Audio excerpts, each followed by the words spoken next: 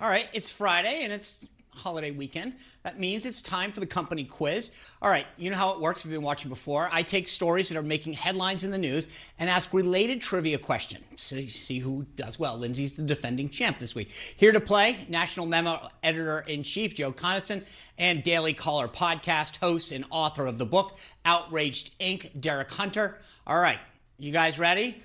You got your letters? As I'll ever be. I've got them. All right, here's the first question. The president is at Mount Rushmore today for a fireworks celebration to mark Independence Day.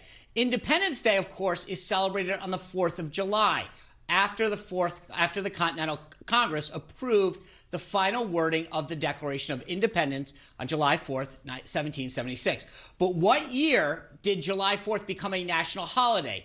A, 1787, B, 1855, C, 1870, or D, 1920. Give me your letters. Everybody failed that one. It is C, 1880s. It took nearly 100 years from the signing of the Declaration of Independence until Congress made it a federal holiday. Crazy. No one gets a point. All right. We all went down together. That's right. All right, question 2. Texas Governor Greg Abbott has issued a statewide order making mask wearing a mandatory in public in reaction to the surge of coronavirus cases in the state. Texas has had politically deep red roots for decades. In fact, the last time the state voted for a Democrat presidential nominee was 1976. But when was the last time a Democrat was elected governor of Texas? Was it A, 1964, B, 1972, C, 1980, or D, 1990? Okay. Well, we went from getting them all wrong to getting them all right. You are all correct. It was Ann Richards, if you recall. She was the governor of Texas from 91 to 95, but lost in the 1994 election to George W. Bush. All right, we're all tied at 3 now. Question 3. Earlier this week, we kicked off our Battleground 2020 series with the state of Michigan. In 2016, Donald Trump broke a long streak of Democratic nominees winning the state in presidential elections. What year was the last time Michigan voted red before Donald Trump? A, 1972, B, 1984, C, 1988, and D, 1992. Ah! All 3 right again. Right. All right, 1988. All right, we got to get into question 4. We got to break this out. All right, 4. There's been a lot of pressure on the NFL's Washington Redskins to change their name because it's considered offensive to Native Americans. In 1988, the Super Bowl champion Washington Redskins were honored by President Ronald Reagan at the White House. Which player did Reagan throw a pass to during that ceremony? A, Ricky Sanders, B, Art Monk, C, Doug Williams, or D, Charlie Taylor? Okay, we got 2 A's and a B. Let's go to the sun.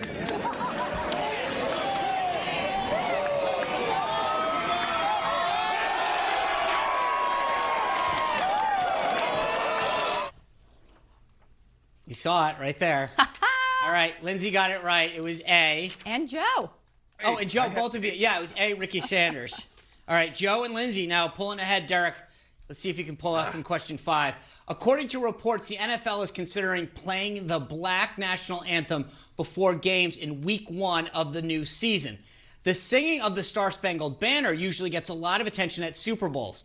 Who sung the longest version of the anthem at a Super Bowl? A, Whitney Houston, B, Natalie Cole, C, Alicia Keys, or D, the Dixie Chicks?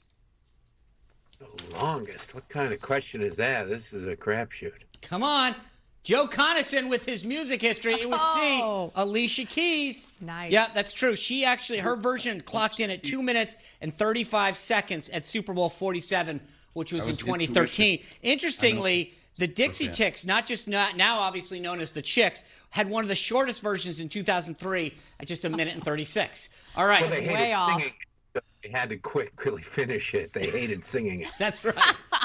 All right. Yesterday, we spoke to actor Scott Baio about Hollywood bias against conservative and Trump supporters. Scott played Chachi in the classic sitcom Happy Days. Which of these was not a Happy Days character? A, Potsy, B, Pinky, C, Jeannie, or D, Shirley? I never watched Happy Days. Straight guess. Come on, Joe. Oh, Oh, it's tied back up again. It was C, Genie. Okay. I'm on the Derek got clock. that right. Actually, yeah, Joe's still ahead, I think, by 1 right now. All right. Gotta pull ahead It's here. 4 and 3 and 3, though. We're going into question 7. Earlier in the show, we spoke to John Schneider, who played Bo Duke on The Dukes of Hazzard. Ben Jones also starred on that show as Sheriff Deputy Cooter Davenport. Jones also served in the Congress. Which state did he represent? A, North Carolina, B, South Carolina, C, Alabama, or D, Georgia? Damn it. Lindsey Keith with the win. It was D, Georgia. Oh, my All God. right. All right. No. Oh, no. I can't believe that. I thought, Joe, the older we would have, I mean, I knew remember that, That was one. a straight up guess. All right. Yeah, it's interesting because he was actually born in North Carolina, but he served 2 terms in Georgia from 1989 to Half point, 1993. Sorry. All right, a Half little bit of a point. tiebreaker. I'm going to ask you one by one. How many electoral votes did Ronald Reagan receive in 1984? Derek Hunter, give me a number. Would he come to me first? I'm the one least likely to know. I'm going to say in 1980, I'm going to go with 311. 311. Okay. Joe, give me a number. Didn't you say 84? Did you say 80 or 84? 84. Yeah, I would say 322. 322. All right, Lindsay, give me a number. This is Price is Right rules, maybe. 321. 321. That's not how it works. I know it's way higher now that I thought it was 1980. Well, the answer is 525. That was the landslide, guys. That was Mondale only carried 1 state, and that was his home state of Minnesota. I still win, though. You do. You win. You were the closest. You know, the funny thing is, Congratulations. there was Mondale $200 off. won Minnesota, but he won one other thing. Does anyone know what it was? Washington, District, D.C. right? That's right. He did. He won Washington, D.C. That was the only other thing he won. That was a massive landslide from Reagan. All right. Well, we that puts Joe in the winner's seat. Congratulations. I don't know what you're doing this weekend, Joe, but you have bragging rights for winning the company quiz. So do whatever. Enjoy your 4th of July, guys. Have fun. Lindsay's been dethroned. We'll be back next week to see who can take the crown home again. Be safe. Have a great weekend, guys. You too. All right. We'll be right back.